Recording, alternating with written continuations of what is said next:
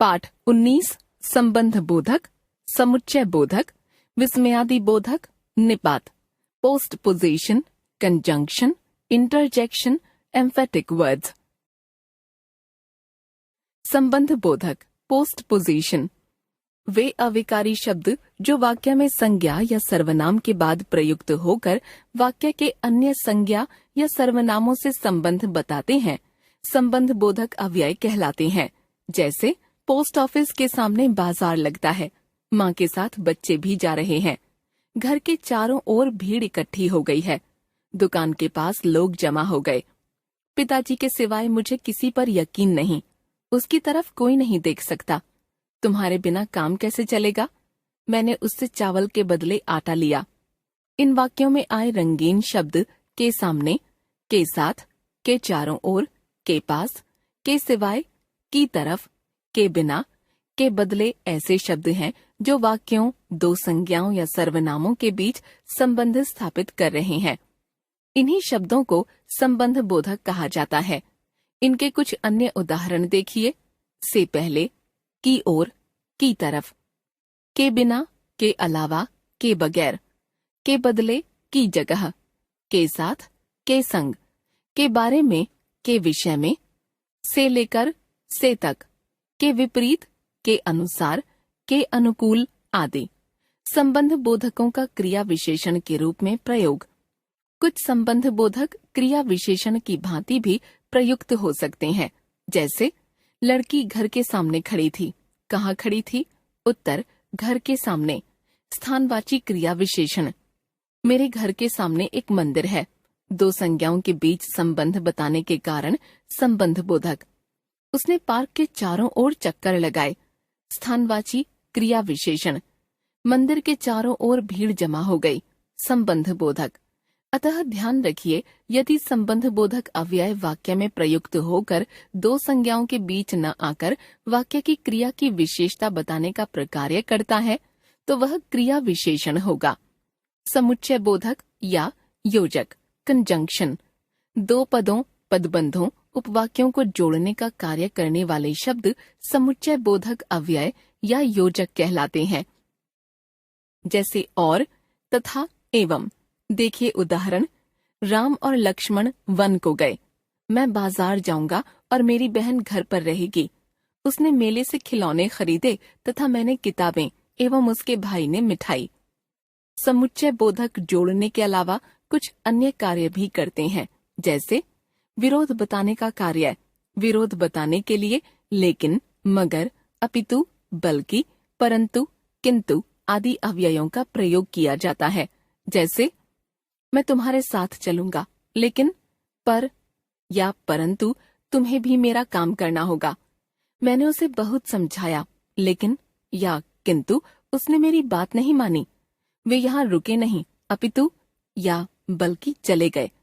कारण तथा परिणाम बताने का कार्य। कारण तथा परिणाम आदि बताने के लिए इसलिए, इस कारण, इस वजह से, अतः, ताकि, क्योंकि आदि अव्ययों का प्रयोग किया जाता है। जैसे मुझे देर हो रही थी, इसलिए, अतः, इस कारण या इस वजह से मैं वहां से चला आया। मैं अपने भाई को रोज पढ़ाता हूँ ताकि, या जिससे वह पास हो सके। विकल्प बताने का कार्य।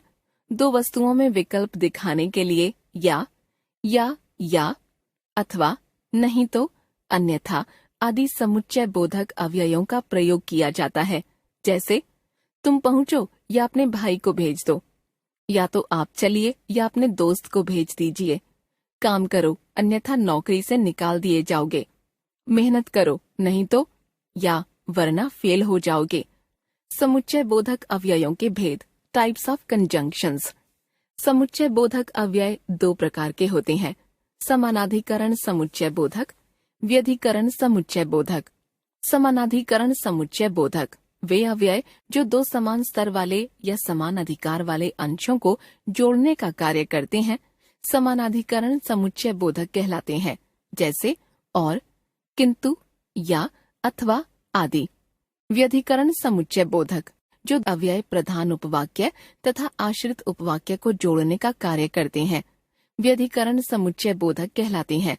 जैसे चूंकि, क्योंकि, तथापि, अर्थात, मानो, ताकि, जिससे आदि। विस्मयादि बोधक इंटरजेक्शन। विस्मयादि बोधक अव्यय वे शब्द हैं जो विस्मय, आश्चर्य, हर्ष, घृणा, दुख, पीड़ा आदि मन के भावों को व्यक्त करते हैं, जैसे अरे, ओह, उफ, हाय, वाह, धिक आदि। ये शब्द हमारे मुख से किसी विशेष स्थिति में स्वतः निकल जाते हैं और हमारे मन की भावनाओं को प्रकट करते हैं। देखिए उदाहरण, विस्मय या आश्चर्य सूचक जैसे अरे, ओह, है, क्या आदि। अरे, वह लड़का तो चोर निकला है, तुम कब आए? क्या, चली गई वह? ओह, तो आप आए हैं। हर्ष या उल्लास सूचक जैसे वाह, बहुत अच्छे, बढ़िया, खूब, अति सुंदर आदि। वाह, कितनी बढ़िया साड़ी है, बहुत अच्छे, ऐसे ही काम करते रहो। शोक, पीड़ा या ग्लानि सूचक जैसे उफ, हाय, हाय राम आदि। उफ, बहुत दर्द है, क्या करूं? हाय, मर गया, बचाओ कोई। तिरस्कार तथा घृणा सूचक जैसे छी छी, धिक, हट आदि। छी छी, कितनी गंदी जगह है, हट, कितनी बदबू है यहाँ। प्रशंसा सूचक जैसे शाबाश, सुंदर, अति सुंदर, वाह वाह आदि। शाबाश, ऐसे ही काम करते रहो। वाह वाह, कितनी सुंदर तस्वीर बनाई है। चेतावनी सूचक जैसे सावधान, बच के, हट के, होशियार, खबरदार आदि।